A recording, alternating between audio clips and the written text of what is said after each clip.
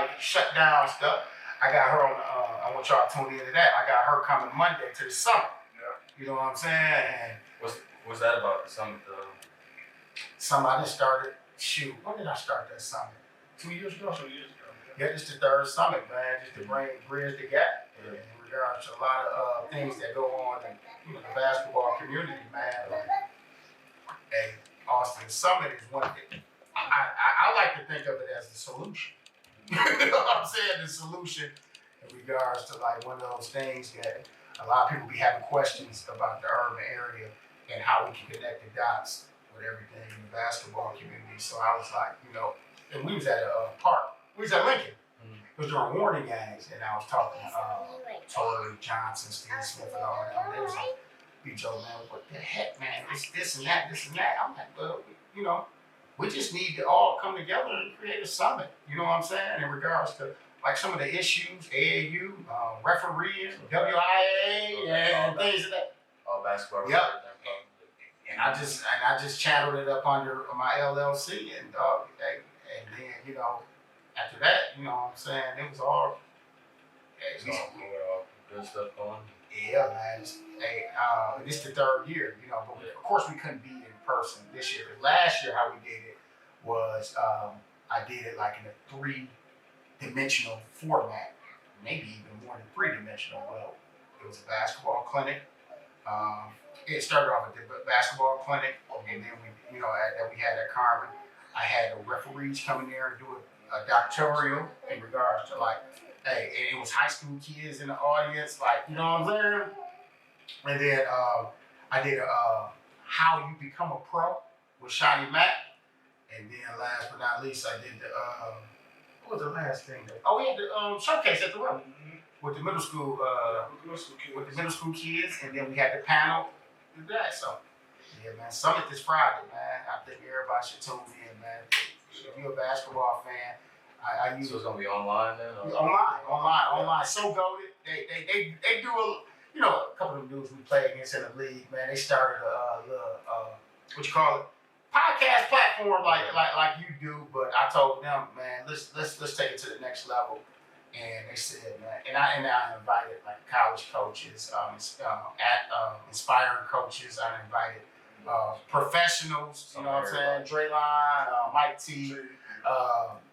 Who we just talked about, one of the ladies who's the commissioner now, Bobby Kelsey. You know what I'm saying? So she can have some Q&A with the community. You know what I'm saying? That's it, man. Yeah, I think that's good. Yeah. Since we worked with Bobby last year at Tulsa, she was the gym. She was 7 for the gym. For real? That's she was 7 for the gym. What's up? Introducing, we got B-Joe here. We already started. We got B-Joe. I'm happy to have you. Yeah, sure. My pleasure, Austin, man. We got Tyree back again. So we just talked about his organization. What's the name of it? I'm sorry. Premier Athletic Training Services, and we branched it off last year. Because when I started the school I worked with, I felt like a mentoring program and an event staff program can go up under that. So it's Premier Athletic Training Services and Mentoring and Event Staff Services. Yep, all LLC. Okay. That's something I think that fits you naturally, that you've been doing, like even before that, like fits your personality, like what you stand for. So I think that's pretty good. That goes. No. It's doing what we do already, but taking it to the next level. Recruiting people, talking to people, networking with people. And then seeing change, wanting to see change. And it's the solution-oriented, you know what I'm saying, thing that we all want to see. You know what I'm saying? It's a stigma, especially on the city, that we can't come to the city because it's not safe. We can't come to city games because it's not safe. So that's how I'm like, let's do some event staff type stuff. Or mentoring components in school, charter school. Carmen's like MPS. It is an MPS charter school. So I'm like, let's have a mentoring component so we can excel some of the things and kind of like connect with the strategic plans that they have already and further enhance that. So I was like, let's get some caseloads, let's do some things, let's have some students have some voices and things of that nature. And then last but not least, the Premier Athletic Training Service started off training. You train, everybody train. It started off with training, then I started thinking like, everybody train, which is that's cool. I love that, you know what I'm saying? But let's build off training. And then I was like, showcases. Let's build off showcases. Leagues. You know, I had some, I think I did, for 3 years, we had a preseason league. All, you know what I'm saying? Schools from all over there, and did some preseason leagues. So we just build off the platform, man. It wasn't, only motive is to provide opportunities for our kids in our community. That was the only motive. That was it.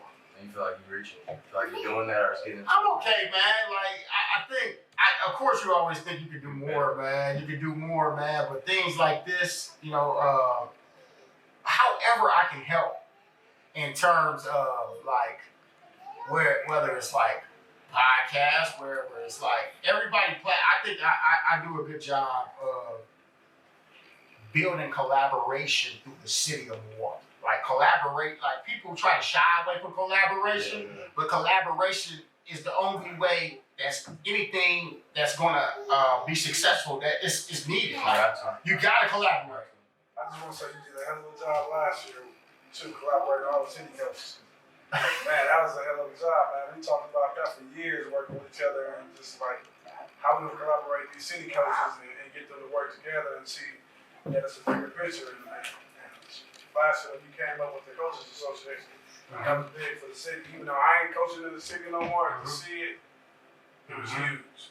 Huge. So that might be another thing we could talk about, but that's another thing that is just one of those things where I felt like the city needed a voice, you know what I'm saying, in regards to like being able to, people not only been there or done that, but you know, sometimes when coaches who've been in the struggle, that's what I like to call it.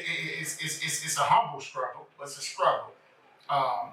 Getting like minds together, and like I said, I think a lot of people probably didn't understand the structure of it at first, but like we know, if anything is going to be prosperous, you got to structure it first. You know what I'm saying? Structure it first, and then it's going to blossom out to what we're going to see. You know, and we're still in the wrinkling stages because of just who we are as people. Right. People of color. Sometimes we didn't come out. You know, just when you look at us historically, it didn't just happen for us.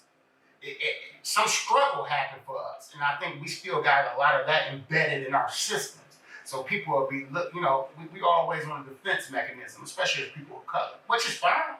I ain't tripping, but we on a defense mechanism. But I was like, man, well, I got this little platform of mine, man. Let me get in some people ear to start a coaching association, and then we're gonna branch out and do some terrific things. And that's another thing. The coaching association. We had a pause right now because of the pandemic, but it's gonna come back around as well. Yeah, a lot of stuff still coming. I think that's just a testament though, also to like your personality and like what you bring, because like just to bring people like you were saying together, the city coaches and all like that, like that's tough to do. That's not really done before. I don't think. So like, yeah, that's pretty good. I think that's a testament to your personality and like what you bring to the table, and like giving a fuck about the community or care about the community. Man, let me tell you. No, man, don't say it, man. You said it. You know what I'm saying? I think I mentioned it to Tuck. Me and Tuck met at the Ruckers. That's when I first met Tuck, and I actually had the opportunity to see how genuine, passionate, and a grinder who he was. So I always used to like, you know, you meet that person, you be like, man, let me tell you my idea. You know what I'm saying? That's tough. Like, let me tell you my idea. You're like, no, go with that. You know, and then he's humble enough. Also, that's why I ride out with Tuck.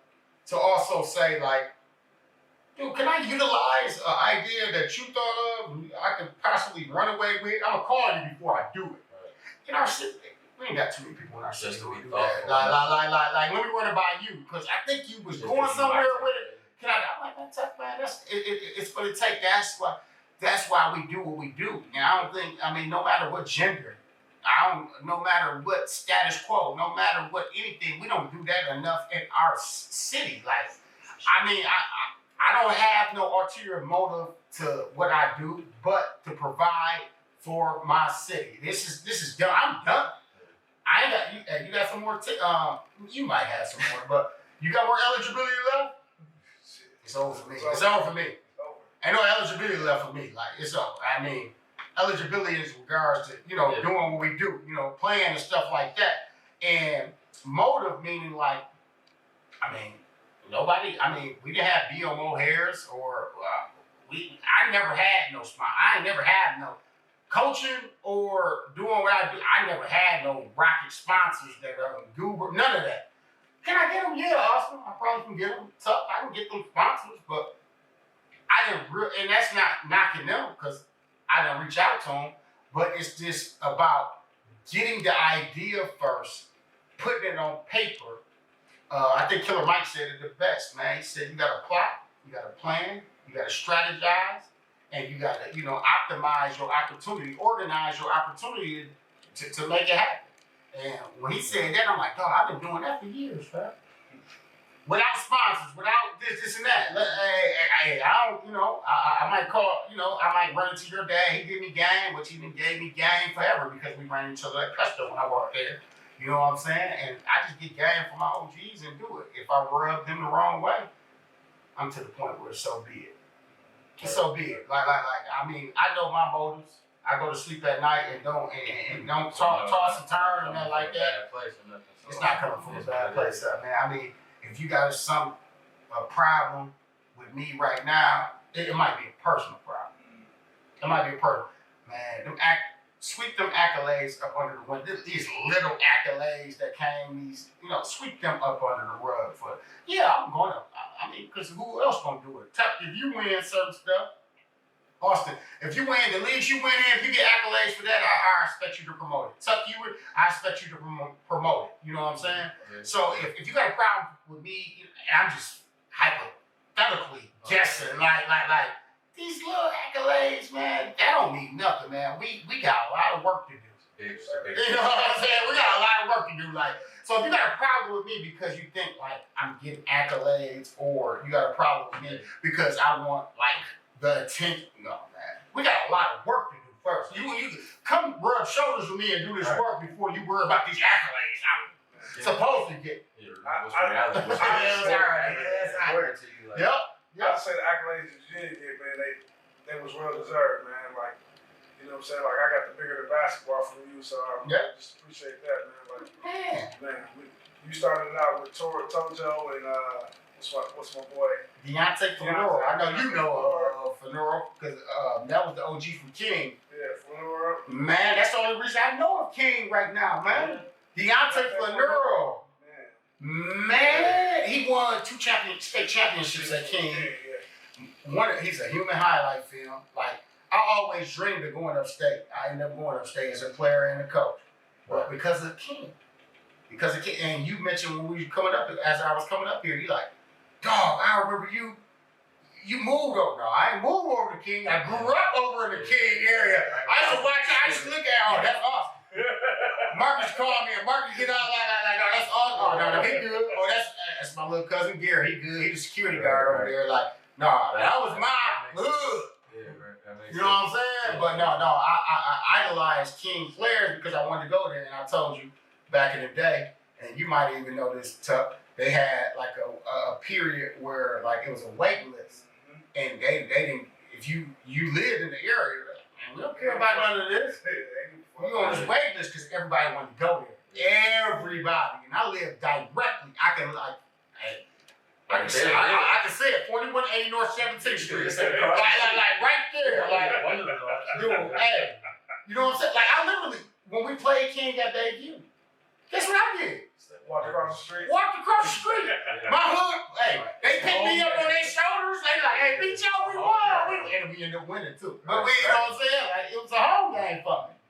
So no, man. I say that humbly. So, man, I just don't too many people call me. Hey, man, can I use that? No, yeah, go ahead, man. That's what it's for. Yeah.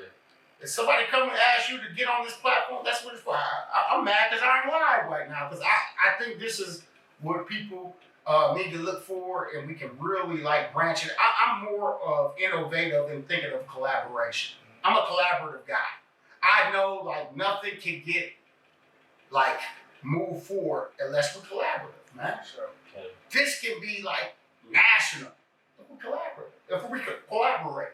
You know what I'm saying? So I appreciate the opportunity, but Tuck, man, I appreciate him being humble enough to be hey man, that takes some nuts. Tuck say, hey man, But can I use that shit you said bigger in basketball shit, man? Because I like that. So I tell man, that's what it's for. Yeah. That's what it's for. Yeah, for sure. Yeah. That's a lot. That's a lot. There's more. I'm forgetting some stuff. We're going so many places. Oh man, So man, let me take ask your time. you this. When you took the year off, the year away from basketball, Mhm. did you like, damn, so I should have stayed on? Or was you like, I needed this So year you off? explain that. So a year off after your college career. So after. I'm not about the year you coached. That's what y'all got. Uh, I was gonna talk about that. That's coming. That's coming. When I took the year of coaching, I just knew it was stress. It's and that's with anything. Like you got to know. I think young coaches, vet coaches know it, but it was being a real stressor on my family at the time. You got to understand, I had a son, and BJ's 9 now. I think I started coaching like when he was like 3 or 4, and then I had a daughter who's 5 now. And all them years, it's a certain percentage of your time you dedicating, and you're like merging in your life with other people's life. You're merging your personal life with other people's life, and the reality of it is somebody's going to get the short end of the stick. So it was like I saw the gold at the end of the rainbow. I said, if I stick to this destiny thing that I'm doing, that I started in 2010, and then we ended up winning in 2017. So that was 7 years right there. But that's the years that I didn't count that I coached at Marshall, but I ain't had no kids, and WCLL, I think, and I ain't had no kids. So that's 2 more years connected. So that's like 9 years of coaching. Yeah. Time with your kids and all that you can get that you want. Yeah, yes. Not to cut you off, but then what made you come back after that year? Like, what made you come to that realization? Because you wanted time, but then you also ended up coming back. So, like, did you find a way to manage it better, or how'd that go? I looked at it like how Jay-Z look at rap, and like how Jay-Z looks at, I understand him. Yeah, I understand him as I evolve. So yeah. So I looked at it like, man, the game still needs me. I can't leave yet. Mm-hmm. So everybody used to say the Black Album, they thought the Black Album with Jay-Z, he was done. No, man. The game still needed him. I needed Jay-Z in regards for the game that he gives with the lyrics and the content and things of that nature. So I'm like, I took that year off, I reflected, and it was some stuff that I went through, in regards to mentally, and because people passing in my life, grandpa passed in my life, and then back to back, I had back-to-back grandpas pass in my life, and that's where you met me, and that's tough, year after year, and it was like one of those things, like, they were at every one of my pivotal points where I was like on my, like, where I got to the finish line at. So it's like, I heard them, like, and I still dream about them to this day, but I heard them like, keep it going, keep going, keep going. And it was like one of those things like, man, like, keep it going. So I came back I took a year off, and then that year off just gave me opportunity to reflect, grow, and nurture and get better. Like I was just watching, I go to clinic stuff, gang. I was just doing that type of stuff, man, and it was just awesome, man. It gave me a chance to really like get better at my craft, man, from that year off. Now, and then came back, it had to be the right situation. Mm-hmm. It had to be, that's the biggest thing. Had to be, if I'm gonna leave a destiny situation where I can kind of, like, where I look at it like it was a pot of clay and I molded it, you know what I'm saying? And then people are like, all right, B. Joe. We might not agree with it, but all right, B. Joe, all right, B. Joe. But now, if I leave that situation, it gotta be better than that thing I didn't mold it. Yeah, and that's what Carmen is right now, you know what I'm saying? Yeah. And that's what happened, man. That's a great question, Doug. Yeah. So even after that, so going before you built that program, Destiny, you did build that program, period. So like, how was it building that program from the bottom and all that, and you built that program to be something that you had a lot of kids go D1, you did a lot for a lot of them. You had a program in the city that was really good. Man, Austin. For some years. Yeah. Austin. I mean, I always And I try, and I'm getting ready to, excuse my French, but fuck a lot of people up with that answer, right?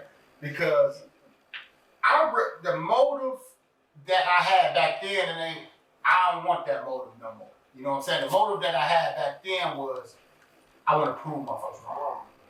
I want to prove people wrong. It's a lot of people that's been given hand given things in regards to sponsorships, hand given things in regards to like support, like hand given things as far as resources. I had none of that. I shouldn't say I had none of that. We had none of that. And my thing is, I'm like, man, dude, just give me a group of boys, man. Like, I know God gave me a gift to get people to think on one accord. I figured that out JV year at Marshall. I coached a kid freshman year at Marshall when I was fresh out of college. Chauncey was his name. They call him Hot Boy, but he was cold. He went Division I out of Marshall. But that's when I realized I had a gift of getting kids to believe, you know, and I still have, I can call Chauncey right now. He's like, I'm there, coach, I'm there. But I say all this to say that, like, Destiny, all right, it was one of those situations where it wasn't a sponsor school, lack of resources. They really like, at times it was feeling like I was just getting tested. Like, man, this is what you got. It was just mad. But I don't blame that on the staff and the administration. It was just like, man, do what you got to do with it. And then I was like, man, I'm being tested, but at the same time, I'm going to build this into the program. Yes, and you had little OGs that was like mentoring me and telling me through the course of them seeing us arise, like your daddy was one of them, because I was working. I had left, I ended up leaving the Rebels at a certain time, but I was still at Destiny when I worked at Custer. And me and Mark used to be tag teaming, you know, and doing what we're doing as far as helping kids. But Mark, this is an example. We played Vincent that last year with that state championship team. And this is one of the most promising examples I can give you. I came back, we win the game. Mark, I see Mark out. You know, Mark said, he do this. Come here. I'm like, come here. What's happening? I always respected Mark because he, like, people don't understand Mark, but they gotta respect him.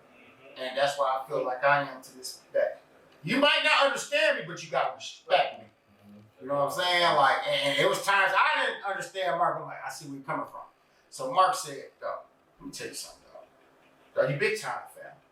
Stop having everybody have different, what they call them things, shooting shirts on.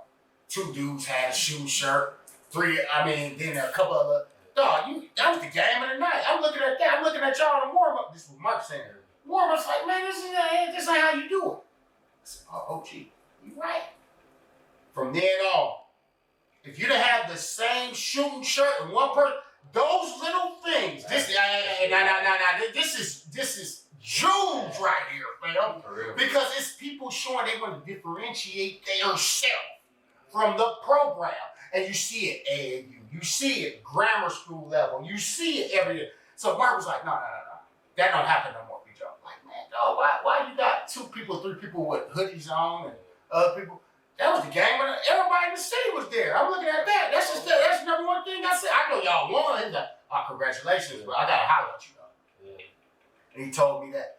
And it was those powerful, monumental things that gave me the leverage to be like, man, I'm on my way, man, because I'm listening to my OGs. I don't know about y'all. Like, I don't care what we could have got into it. We could have did this and that, but that was important.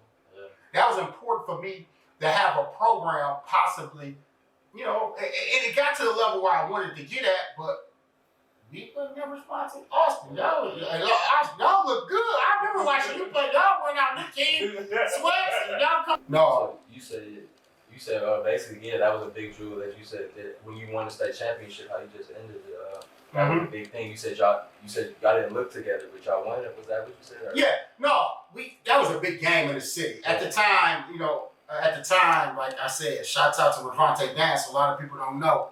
That's like my big brother You know, I started out at Mesmer before I transferred to Bayview as a player, and I looked up to him. But he was the head coach at Vincent at that time, and then it was like the city's best at that time, and we end up playing. Mark stopped me, like he thought I was about to talk about the win. He's like, hold on, what the hell? Like, why you got some players wearing this and some players wearing that? And I'm looking like, dog. He's like, no, B-Joe. You know how you do. He's like, no, B-Joe. And I always freaking fucking. I'm gonna say it. I always was like, when I looked at Mark, it wasn't like, and I don't mean to bring him into this conversation, but me and him have so many touch points to this day that I can bring him in. But I looked at him to this point, like, I thought that was a little thing. And he was like, no, the little things matter when you want on a big scale. He said, you got a program now, B-Joe. I watch, you know, and it might not seem that he's like your fan and your cheer corner. Like, it might not seem it. And what I respect from that, because he wasn't like, pat me on the back or nothing like that. He was just watching the growth of the program and then me as a coach. And I took so much juice from him from when he was at Custer.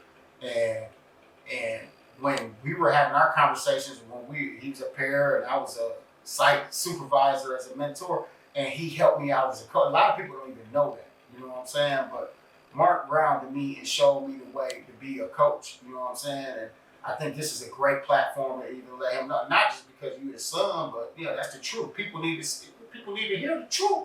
You know what I'm saying? Like, that's the truth. Like, me and him have valuable touch points in regards to, you know what I'm saying, me being able to climb up that ladder as a coach. You know, because I mean, at the time, I'm just wreaking game. I like to hear game. You know what I'm saying? Like, I never claimed myself to be the best, but Austin, I eventually put I figured that I put the discipline enough in my personal life, and then also the patience enough to not cheat the process. Yeah, and that's where I was at.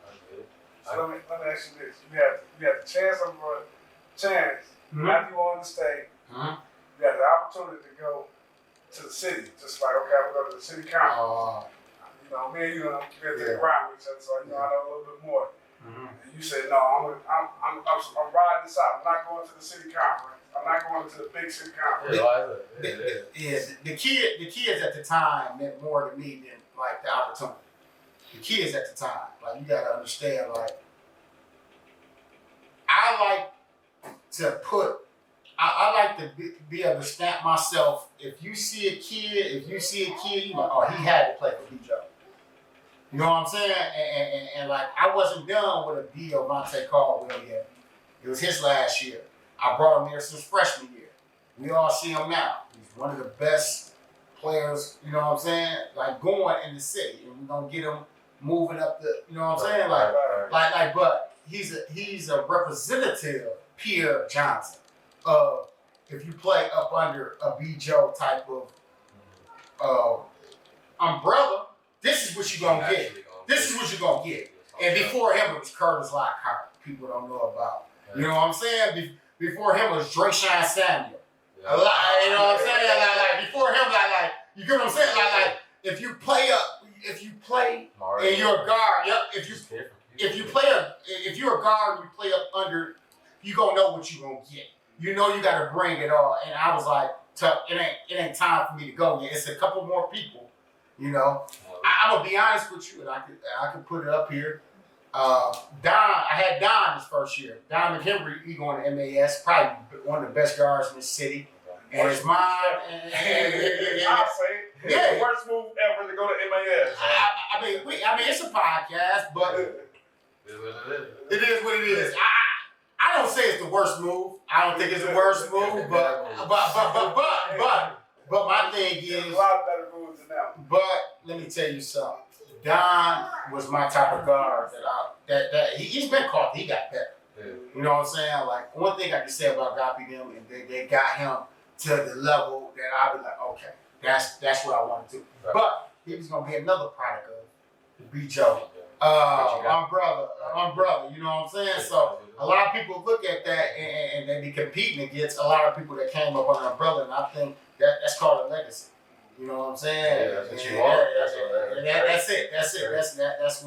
That's what I like thrive on. You know what I'm saying? I think that's what one of the things that I want you guys to understand. Like, this is gonna be a legacy. Podcast gonna be tough. You got a legacy. You got connections with kids and coaches. That's like it's a legacy. That's what we live. That's what we get. We get the first thing we get up in the morning and we should think about is our legacy.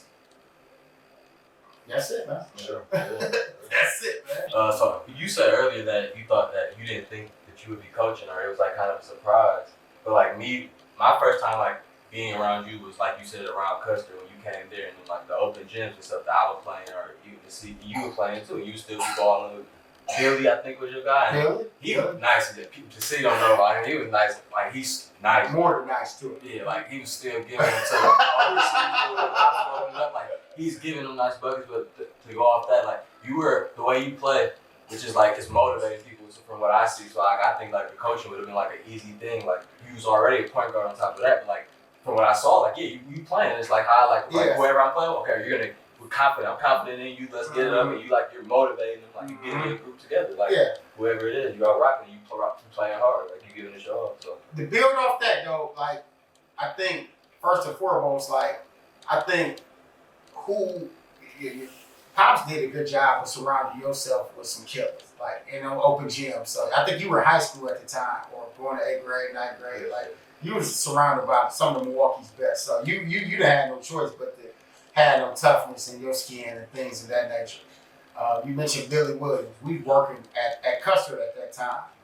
Billy Williams is probably the most underrated jewel in this city, not only because of the basketball, but as a person. Like Billy will give you the shirt off his back and be there at the drop of the dime. Like, and I predicate myself off circling myself with individuals like Billy Williams. Like my kids know Billy as Uncle Billy. They don't call him Billy. Oh, that's Uncle Billy. Uncle Billy at the door. Uncle Billy at the door. Yo, this baby all over this mom. This is how she is right here. And then the thing about it, you get so used to it, with this. But also we back shooting.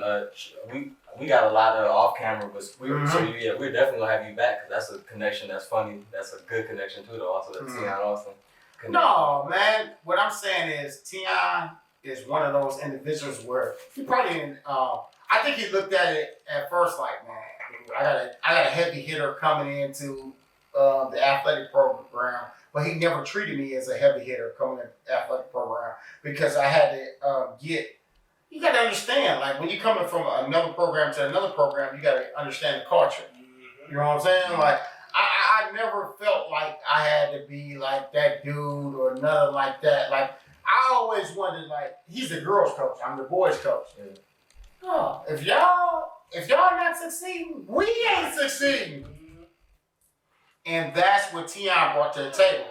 But I knew he was at Cardinal Stritch at the time, so he always spoke upon you, and I was like, no, Austin, look, dude, you don't know it yet, but.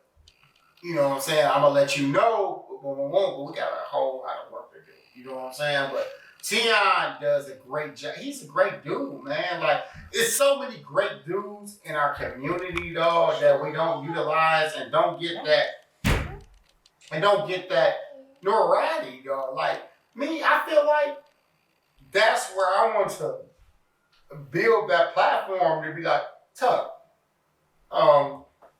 Austin. Anybody else, man? People, hey man, we can make this happen. We can make anything we want to happen. You know what I'm saying? But we got to start from somewhere. You know what I'm saying? Yeah. And touching on, I have to apologize to Tiana for that too. You made me think about that. I literally apologized to him literally this summer, and I didn't want to open the messages because I just be on my trying to run away from the problem. I text him just saying thank you and all that, just apologizing no. I think you said that though, Austin. I thought you told him, sorry, bro. Oh, I might have. I don't know. But yeah, okay. I knew him. I said that was my first black teacher. That's what I said. Oh yeah, for sure. That was my first black teacher. That was on Facebook, so they didn't get that on for the sure. video. So. Oh, okay, for sure. So they get on the video. So yeah, we cut it out. So you paused it one time. So we had Showtime. They think she could be a coach and all that. You saw a lot of her and you. No, I mean you gotta understand like Shea competitive nature like is like so similar to mine's like when I saw her play. So I came to a couple of Dominican games, saw her in Atlanta. Uh, my girl went to UConn for track.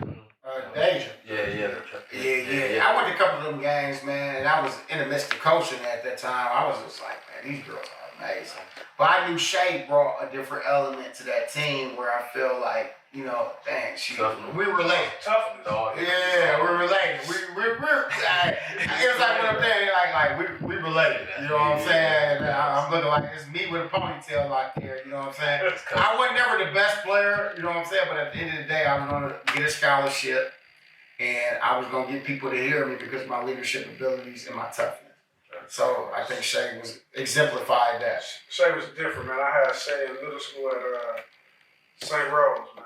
And she played with the boys. Like we'll be doing to go hoop, and she like, I'm coming to hoop. And she hooping with the dudes. Like she didn't care, fall, hurt, nothing. She coming to hoop with the dudes. She wasn't with no girls. And she was dominating at the middle school level at St. Rose. And at that time, you know, the Padres was way better than the middle school shit that they had for the city team. So the Padres is, man, they used to have that at the Cousin Center, and she was balling. I would want to support the boys at St. Rose, but I want to go support her because she was killing at that. That was the thing. So that's what's up. Yeah, that's what's up. Yeah, shout out to you, Shay. Yeah, shout out to you. So for sure. Yeah, that's what's up. Going into basketball, you did end up playing your basketball career at Central Michigan, right? Central State. Central State. HBCU. HBCU. How was that experience? Like, how you think that helped you grew from like going from Bayview and then going down there? Hey man, it created my life as you see it right now. Like I think, like right now, like people will be like, B. Joe, why are you like centerizing everybody to go the HBCU route? But if you walked in my steps, you'll understand. You know what I'm saying? So one of those things is first and foremost HBCU route. Like at the time, like I went JUCO too. Okay. I went to Owens JUCO, and then Doug Lewis, who was the assistant coach at the time, the head coach at King, he recruited me to. And he's like, "What you waiting for?" I'm like, "He's like, who you got?" I'm like, "Man, Hampton, y'all." And these other Parkside, and that's it. That's all I got. He's like, and so he's like, man, let me have you come down here. And then I went down there. And then let's just be honest, man. This is a podcast, man. Hey, man, it was 15-1. It was 15 females to 1 down there. And I went down there on a homecoming visit. I was like, duh. And then they brought me back to the office like, B. Joe, what are you waiting for? You know, and I was like, I'm not waiting. And then it was a lot of guys. It was a few guys. Shout out to Ron Driver who went to Tech. Hot Rod Jones. That's what you told me. I didn't know you went to school at Showtime, or I didn't know that. Yo, I didn't even know that. I'm gonna get back to that. So I went to school with him. So I'm gonna get back to that. So I was like, man, let's do it. You know what I'm saying? I signed up for Central State and signed with them on the dotted line. And next thing you know, it's 2 kids, a wife, and a legacy. Later. And people say, why HBCU? I'll be like, man, it's like saying, like, why have a legacy? Because I tell them this. I tell them, like, at the end of the day, you know, like, even if you wanna go down there as a player down line, you know, you gonna come to a point where you're like, hey man, if I can't find my wife here, I'm never gonna find her. Because it's 14 females to 1. That's the first thing. Second, that's the truth. Is that the truth now? It's the truth. This is my recruiting tool if I was an HBCU coach. Mm-hmm. The second thing is like this the homecoming and the family reunion type of experience that you get when you're like, hey man, people be like, homecoming, high school home? No, this homecoming different. You're getting homecoming with every like genres, like not genres, but in terms of the age. You know what I'm saying? You're getting grandparents coming down here, parking campers on your campus. And you're like, man, what's going on? No, it's homecoming. Okay. And you get all these age. No, it's homecoming. Yeah. Lastly, the if you hooping, the rivals. So I went to Central State, so I had the opportunity to have a rival called Wilberforce that was right across the street from me. We can walk there and be like, oh my God, this is my rival. Kentucky State, another rival. So I thought Bayview versus King was a rival. Bayview versus Washington. No, there's no rival until you go to that HBCU format. So I say this to say all of that, and plus the education, and then shout out to the vice president elect for going to HBCU, Howard. You gotta think, like, she had to put in her resume right now, like, or in her what's name, when you apply for a job, you gotta put all of that in there. She had Howard on that bug. So it's Howard as an HBCU. You had to accept an HBCU university as being a part of the White House right now. You know what I'm saying? You can't knock that at all. You can't knock that at all, dog. So you can't knock that at all. So I say all this to say that, like, I think it's a lifestyle. You know what I'm saying? And I think I made the most of my lifestyle. You know, I have two precious kids that I love, a wife that I adore, and all from the Ohio residence, because I went to Ohio and I had a vision. You know what I'm saying? One of the visions was to get a degree, but I was like, man, dude, we can keep doing what we're doing. Like, I ain't gonna name them out, but Ryan and Rodney, we keep doing what we're doing forever. But I'm about to get tunnel vision, and I got tunnel vision, and then that's what happened. But also, the year that my last year, I needed help because Ryan and Rodney left. I needed help, and I think Doug them acknowledged that. So it was a guy named Marcus Johnson that I already knew. I already knew. Don't get like you gotta understand. Like, me and Showtime met. I met him with Mike Wilkes. Shout out to Mike Wilkes too. We met in the morning league, face to face. Me and Lou Chapman. Shout out to Lou Chapman. Like, we were, and Coco and all us. Like, we were one of the toughest, underrated groups of all time. You know what I'm saying? Like, but I go and meet them on 29th Street. They're getting all the pub. They're like, oh, y'all gotta play Showtime and Mike Wilkes today. First of all, I thought Showtime was Mike Wilkes and Mike Wilkes was Showtime. So I'm mixed up. I'm like, who's who? Yeah. Like, but I'm up for the challenge. Dale Williams, shout out to Dale Williams, my AD, my mentor, the OG of the city. Dale Williams, like, and then, at the time, Mark Wade was coaching. The mentor of 29th Street was coaching. Shout out. Y'all know the video. Oh, yeah. 29th Street. You already know what's going down. So it was just, man, I never forget that atmosphere where I played against Showtime and Mike. It was me and Lou.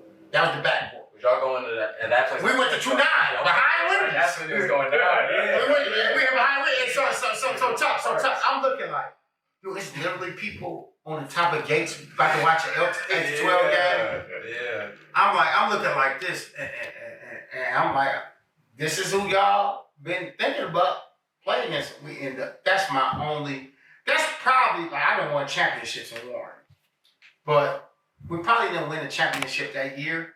But that's probably my biggest accomplishment, was beating Mike Wilkes and Showtime at that time in Warren, because they were the faces of the city. You gotta understand, like, Mike Wilkes was just phenomenal. Like, he was a phenomenal everything, and then Showtime was this perfect, like that was a perfect partnership. You know what I'm saying?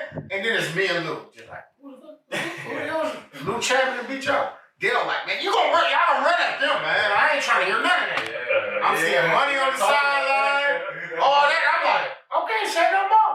Yeah. We end up beating them, and it was one of them things where, you know what I'm saying, like, people used to talk about show, and then I used to just going back on show, because I think nobody talks about show, which I'm pissed off about. Mm-hmm. But I'm gonna talk about show because I'm gonna talk about show because I lived the life of show. You know what I'm saying? Like, me and him, we're the ramen noodles. You got something? You got something? You're the ramen noodles. Because we lived the college life together. So I'm gonna talk about Marcus. You know what I'm saying? So I'm gonna tell y'all one thing about show. That man is an assassin. Assassin. first and foremost, nobody like, you know, this was when Doug was coaching. I used to be like, Doug, man. And I used to say, I'm like, so Show ain't got to practice today? No, you got a couple injuries. He got a couple injuries, man. He got a couple injuries. And I tell Show and Doug all this all the time. He's like, got a couple injuries, man. Let him ride the bike. I'm like, all right, man. So I got to go through this gruesome practice, man. I got to go through this gruesome practice and then Show, you know, like, no, man. I'm like, okay, man. I'm still got my skeptical. I'm like, man, all right, man. So me and Show starting back on court together, you know what I'm saying? In a real competitive black college conference. Yeah. So I'm like, Show, like, let's go, B. Joe. And when I've never seen anybody hit this many game winners. So, all right, so yeah. I gotta hear about Show. All right, so you can go ahead. So yeah, okay. So Showtime is my uncle. I never knew y'all went to college together. We can start whenever she's ready. We on. Oh, we on? Yeah, we on. All right, so I mean, at the end of the day, though, Austin, I think Showtime, I never gave him his respect that I should have gave him. You know what I'm saying? Like, I played against him, like, in warning leagues. I played against him for AFY, but I never gave him his respect. I'm going to be honest with you. He'd tell you, and he wouldn't back down with any of this. He'd be like, I was like, Showtime, man, dog. Why they call you Showtime? Like, you ain't shit. You know what I'm saying? It was one of them things where, you know, his modest and his character and his thing was one of those things like when we got, Showtime ended up going to college with me at Central State. And I think what kind of like led me as a Showtime fan was he's a gamer. Nobody, you gotta understand, like, it ain't too many gamers right now or when we was going on. Like, you was a gamer and you can name probably 2 or 3 other people like you. You know what I'm saying? Like, Showtime was a gamer. Like, he won those state championships because he's a gamer. And I never respected it because you know what I'm saying? Like, at the time, that's your age. and at the same time, the city, like, man, you a whistle, man. You in Dominican, right? Hey, you a whistle, man. Like, man, you can do that shit against Bill, man. You ain't no gamer. We don't respect you. So, but let me tell you something. Let me tell y'all something. Showtime did get legit injuries when he was like in college, but when Doug told me he was coming to Central State, like, I got Showtime, man, to help you out. I'm like, man, Showtime, that's just slick, man. Like, I don't give a fuck about none of that. He ain't that slick to me. Like, I locked that up a guy. He's like, all right. So Showtime come down there, he go through a couple of workouts, get hurt. You know, that's cool. I'm like, you know what I'm saying? I wanted to be like, I told you so type stuff, but it didn't go through. But Showtime coming to the game. I'm like, damn. I didn't understand how much I needed this dude to, you know what I'm saying, to replicate me in my senior year. That dude was absolutely awesome. Like, he hit game winners. He didn't practice for 2 or 3 days. He on the elliptical on the side. I run the line drills. And I'm like, man, dude, look at this dude, dog. He ain't got to practice. I had to say something too. Dog. Hey, let me tell you something awesome. Am I lying? Like he told y'all probably the same stuff. So I'm sitting here like, dog, this dude is the truth. So it's so crazy when you don't understand, like, people are the truth until you like embody the experience. You know what I'm saying? And I embody the experience. Like, Showtime was the one. And now I know why his name was Showtime. You know what I'm saying? Like, you know, I went to Mesmer for 2 years and then went to Bayview for 2 years. So I was a part of the Sanjay T. Black experience, and then I was a part of when we went upstate with the city conference experience. But, you know, Showtime was in the middle of all that. He was winning state championship. And then I looked at Showtime and I heard, I was like, I locked dude up when I was 12. Like, that shit ain't nothing. You know what I'm saying? No, that shit is a problem, fam. You got a problem on your hands when you got somebody this skilled, squaring their feet up, who's like 40%, 50% from 3. You know what I'm saying? And then, like, giving they all on the court. No. You should definitely. Yeah. And for me to give his respect is like an understatement. Like I think Marcus Johnson is one of the best players I ever played with. You know what I'm saying? Like easy. I think best players I played with him. A couple people in JUCO, House. You know what I'm saying? Lou Chapman, and it goes on. Well, for college wise, Marcus Johnson, me and Marcus Johnson in the backcourt. Good luck. Yeah. What was y'all before to hop off that? What was the best run that you had with them that year? How'd y'all do that? We end up going like 18-10. Okay. You know what I'm saying? Like, and we was moving into the D2 era. I think the NAIA was like, man, y'all too good for this. We was moving into the D2 era. We went 18-10, and it was like one of those things like, y'all not gonna keep recruiting these D2 dudes or these D1 dudes. You know, I want D1. Motherfucker Marcus and all them motherfuckers. Like, I don't feel like I ever was player wise was D1. I had a D1 mentality, but I wasn't D1, and that's where I think like I'm an asset to the kids that's coming up now. You know, I wasn't a D1 player, but I had a mentality and I have a lifestyle. I have a Division I lifestyle right out the gate right now, but I was in D1. You know what I'm saying? It's a total difference between all of that stuff. Right. Yeah, that's respect for that. Yeah, that makes sense. Definitely. Even like pushing them kids more, you probably pushing them kids more, being able to relate to everybody and shit. You still go that path, it's not over. You still I don't think I never told you this, dog. You always remind them of your Uncle Gang, dog. Oh, did you try to play like him or what? It just happened? Yeah. Dog, you was Showtime all over again, dog. Like I never thought I was like, man, like, oh, Austin play like Showtime. Like, you know, Marker grin at me. I'm like, no, Austin played just like Showtime, dog. And I think it was his way of looking at the situation, like, no, to this day. Like, even in the rep league, I was like, dog, Austin going hard. He playing just like you, Austin. And Showtime, like, man, we're gonna make these, Yeah, he's the game when he's like,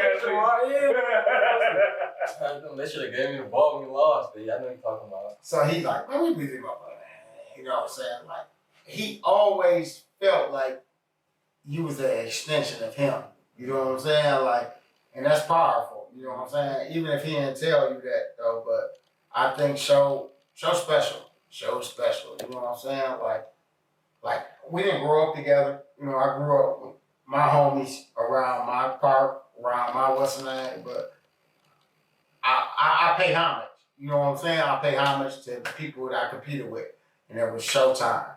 It was his best friend, which is Mike Wilkes, who played in the league. You know what I'm saying? Like, I pay homage to them. This is who I grew up competing against. So how am I gonna let my kids, like, you know what I'm saying? Like, y'all ain't got no choice to be like livid or cold. Like, I grew up playing against the best. The exact best. I feel like Showtime and Mike Wilkes was the best that in my era I played against for 2-9. You know what I'm saying? Alright. I gotta show them that.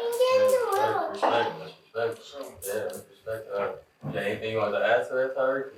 Oh man. Yeah, this was a good one. We got a lot of stuff in. I appreciate you for coming again, Joe.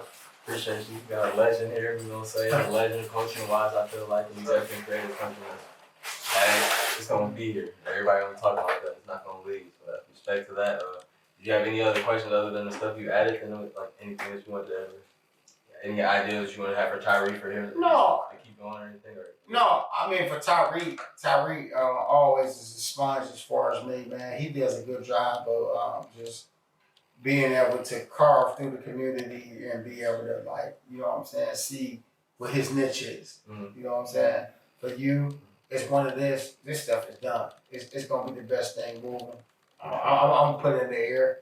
You know what I'm saying? Like, everything I put in the air, it happens to happen, but you know what I'm saying? But not only that, and that's in all humility, but I'm just saying, like, man, dog, like, it's our time, man. It's our time right now, man. Like, I think it's our time to make our families, and it's our time to make our community and make our time. Like, it's our time, Austin. Like, it's our time, Tyree, to make sure that we are at a place where we, you know, we not only together, but we are teaching others how to branch out and create legacy. For sure. It's our time, man. It's our time. So hey man, I appreciate the opportunity. Like always, I think this brand is easy. It's easy. I'm saying that humbly as possible. I can throw the J up. Humbly as possible, but it's easy for me to be like, hey man, this is my man's. You know what I'm saying? People going, it's gonna go like wildfire. Like I'm saying, it's a lot of, and don't get me wrong, a lot of people don't mess with me. Yeah. You know what I'm saying? A lot of people don't mess with me because they feel like, you know what I'm saying? Like, I don't know. They feel a certain way, Tuck. You know what I'm saying? And I felt like I've never done anything wrong, but I feel like, you know what I'm saying, like, they ain't on these cash apps that I'm doing like this to my old players. Mm-hmm. Or they ain't on these phone calls that I'm telling my own player to be like, man, hey, I got you. You know what I'm saying? So, man, I ain't got no time for that, man. So I'm more on some solution driven stuff, and I got y'all for sure. Yeah. Respect to that. We're gonna end it off like that, and just want to say respect to you again as a human being, because I think what you bring into that's all positive stuff. And you laughing, but that's something that's really like not common that you don't really see often, especially around here. So yeah, I appreciate that. Appreciate all the game you give, and hopefully everybody's soaking it up. So thank y'all for watching. Thanks for coming through again. And yep, hopefully you guys comment, like, share this, and thanks for watching.